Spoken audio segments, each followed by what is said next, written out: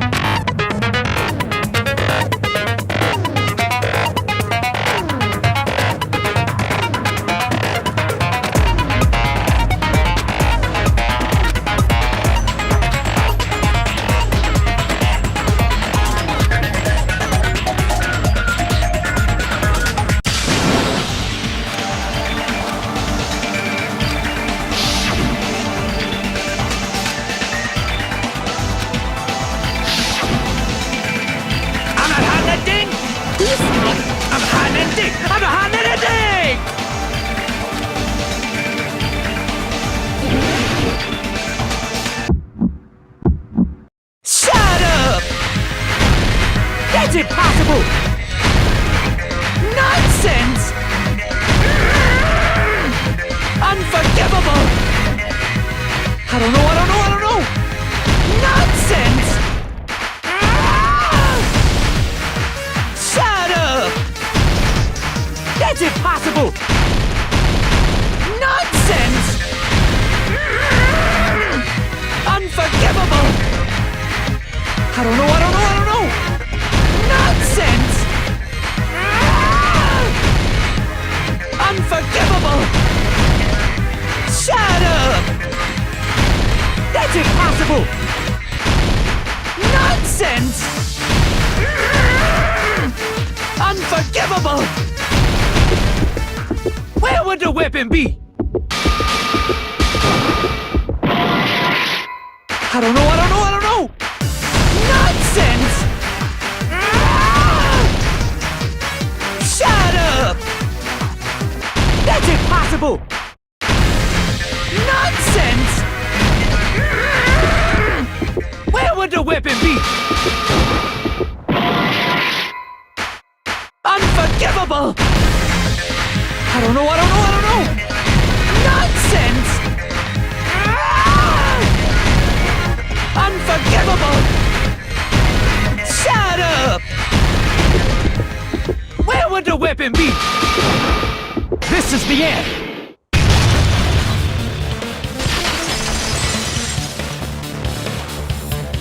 Could the iron skewer have been hidden inside the piece of meat on the bone?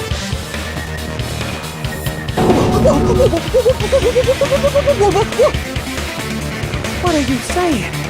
There's no way I'd hide anything in a place like that. That's clearly impossible! I mean, that's inside the food!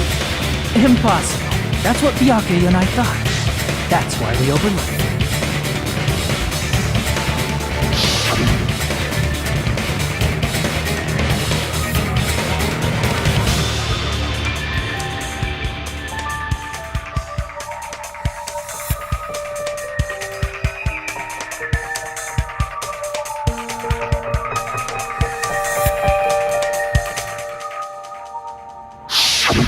But in fact, the only place you could hide the weapon was inside the food that couldn't be inspected. Out of all the dishes you prepared, the only one that could hide a weapon as long as an iron skewer is the meat on the bone. What now? I'm using my right to remain silent. There's no way that exists here. We need to confirm this now! So if we eat that tasty-looking piece of meat and find the iron skewer inside, bullseye! All right. Monica. 1 minute. Just give me 1 minute.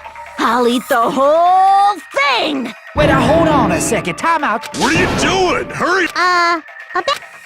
Huh? I'm... A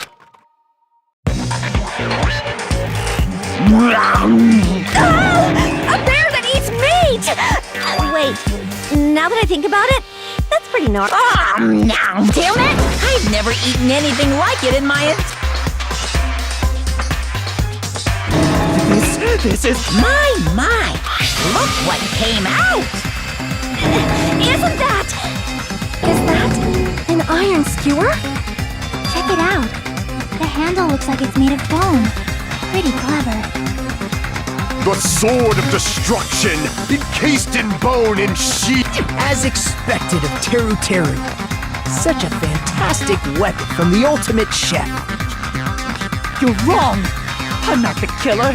I'm not the kind of person who would kill someone. I got it. You all set me up. You guys set me up so you could blame this on me. Jeez, what a disappointment. Such an unseemly defense for an ultimate like you. Can you really call that hope? Hey, Nagito. I'm sorry, but can you just be quiet?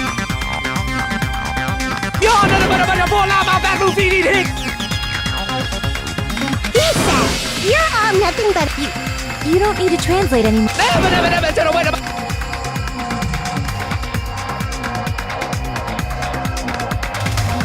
I guess we need to settle this. To do that, we need to go over the entire incident from beginning to end and make everything... So,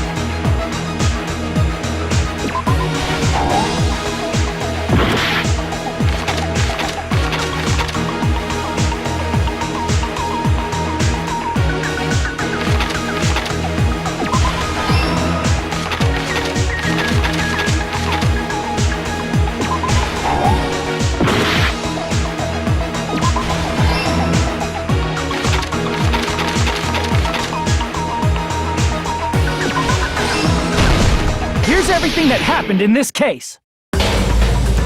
Let's try going over the whole incident, beginning with right after the party started. Byakuya had us gather in the dining hall of the old building near the hotel. He was extra cautious about a murder occurring that night because of a threatening letter he received. Therefore, he decided to throw a party so he could monitor us.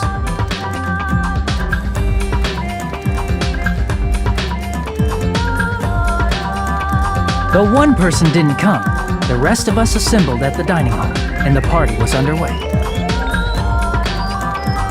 But at that time, the trap set by a certain someone was already in motion.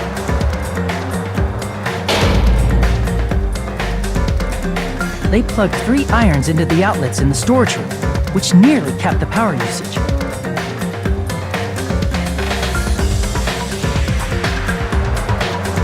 Additionally, they prepared something else that would activate at 11:30 p.m.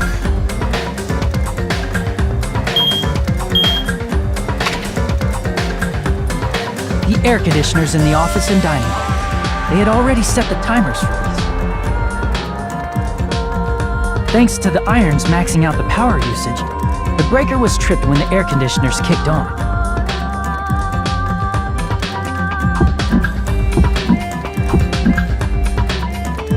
Since the windows in the old building were covered, the blackout plunged the dining hall into total darkness.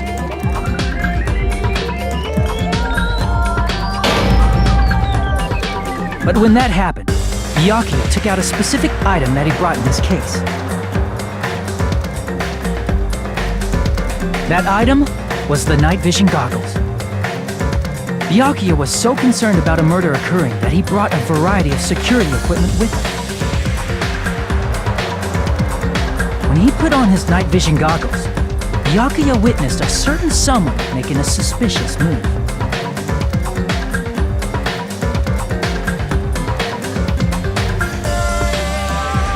He saw Nagito guiding himself with the desk lamp's power cord so he could get under the table. That's right, everything up to that point was all part of Nagito's plan. The murder warning to Byakuya, the source of the blackout, it was all Nagito.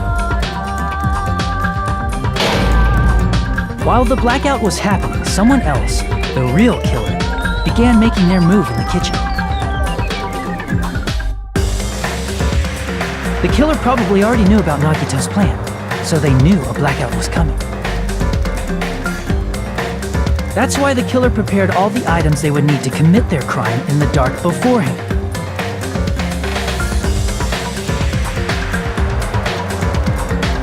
They needed a light source, which was provided by the portable stove in the kitchen. They needed a weapon, too. This had also been hidden in the kitchen beforehand.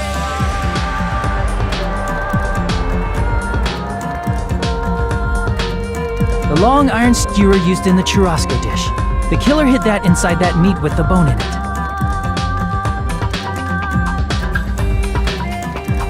With the weapon and portable stove in hand, the killer stepped out into the hallway. First, they closed the fire door in the hallway so their light source wouldn't peek toward the dining hall.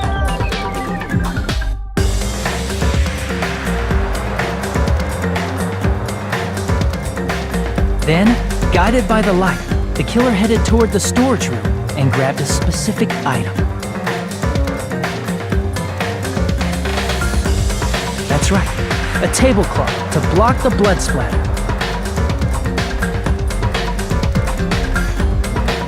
With this, the killer finished their preparations and snuck under the floorboards through the secret passage. They probably turned off the portable cooking stove at that point, or left it near the entrance of the door. The floor in the dining hall is full of gaps, so there's no way they could have safely held a light source.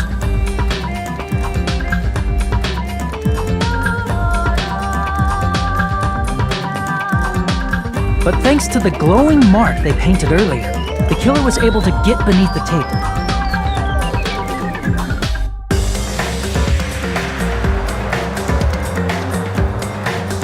Under the table, Byakuya found the knife that had been hidden there. If only he had retreated, he probably wouldn't have gotten killed. He had to retrieve that knife, and at that moment,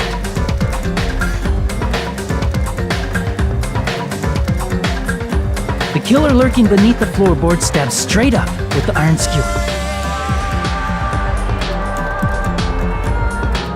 The killer had been waiting in the dark for the moment when the glowing paint began to move.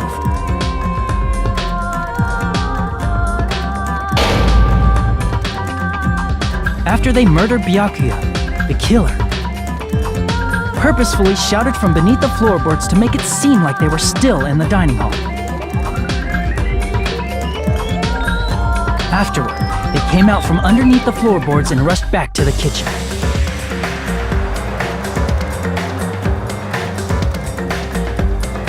And then, after hiding the murder weapon in the kitchen, they rejoined the group as if nothing had happened.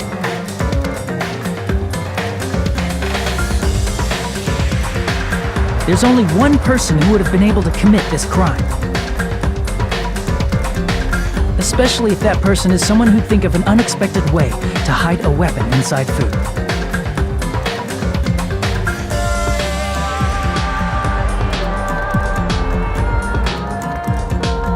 Isn't that right, Teru Hanamura?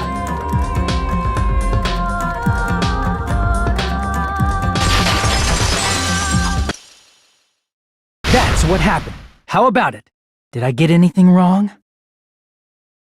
This is a mistake. A mistake, I tell you. I would never kill anyone. Would never.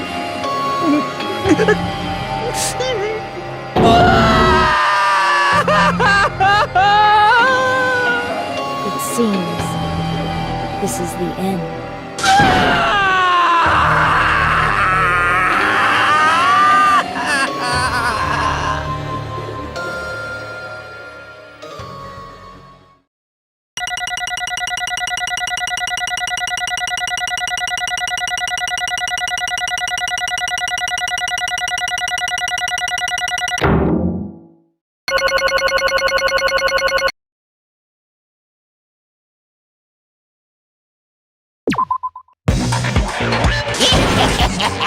It looks like your argument has come to a close.